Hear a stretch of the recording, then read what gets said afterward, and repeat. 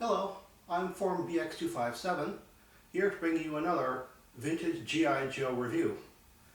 And today we have the big, green G.I. Joe hovercraft, Killer Whale.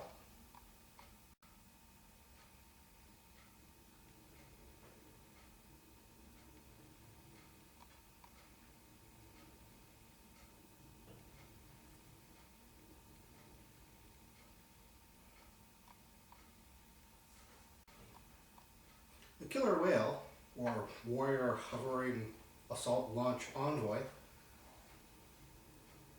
is a really rather big vehicle, made in 1984 and sold up to 1985.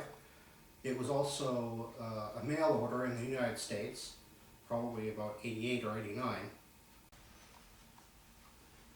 The Killer Whale had two large main cannons, two swiveling machine guns in nest-like turrets, two swiveling and elevating missile pods, 6 depth charges,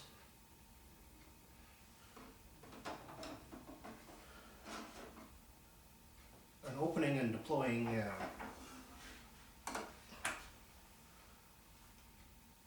ramp and storage area for 4 extra G.I. Joes,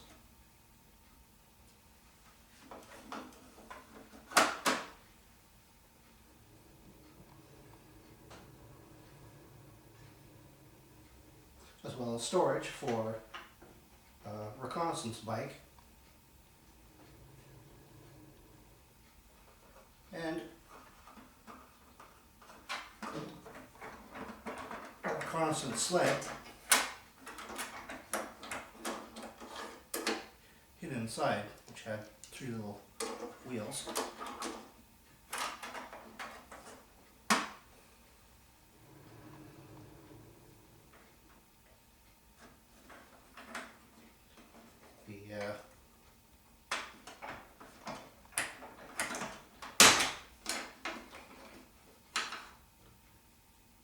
Has some removable panels to show detail.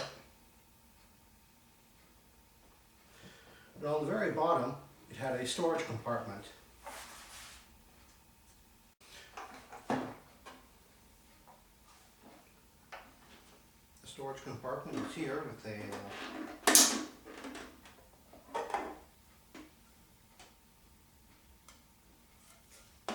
it's kind of deep. I guess you could put some backpacks and stuff in there. It also has these omnidirectional wheels.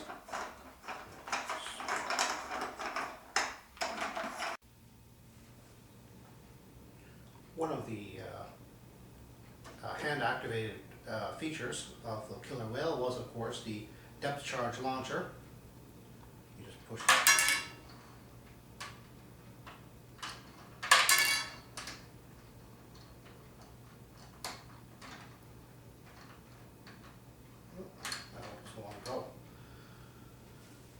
The depth charge launcher ramp holds 5 of the 6 depth charges.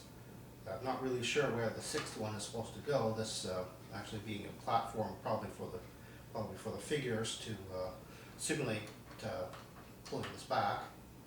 I suppose it could go right behind the ramp, as there is a tiny space for that there. I'm not quite sure why they bothered to make a 6th one if they only have room for the 5.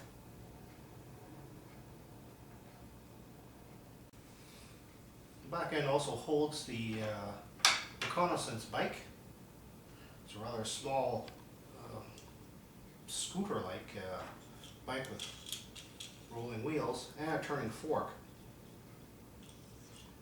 Its base is actually rather wide in my opinion, so putting a figure on it is going to be kind of an awkward deal.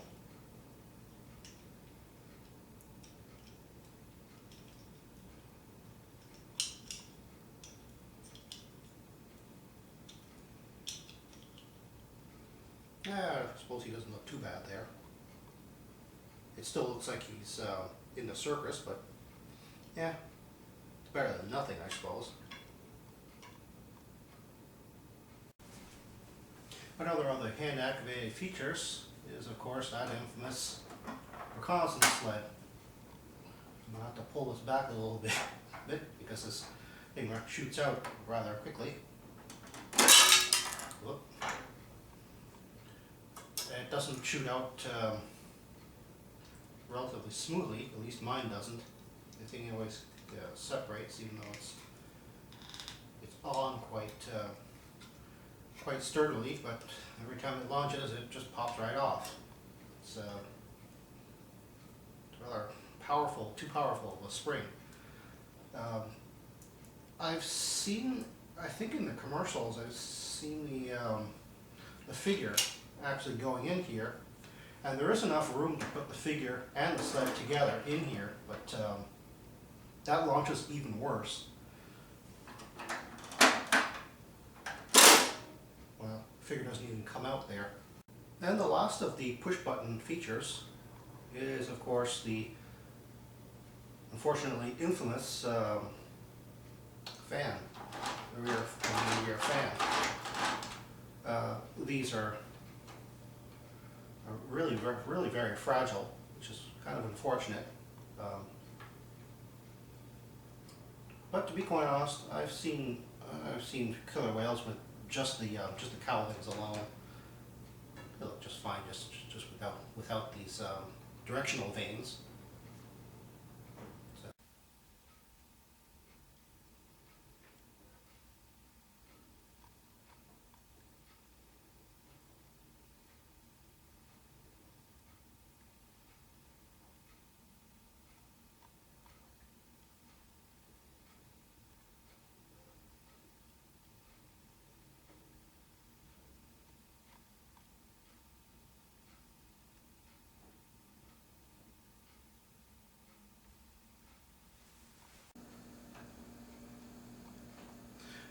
That was my review of the 1984 killer whale with its pilot, driver, cutter.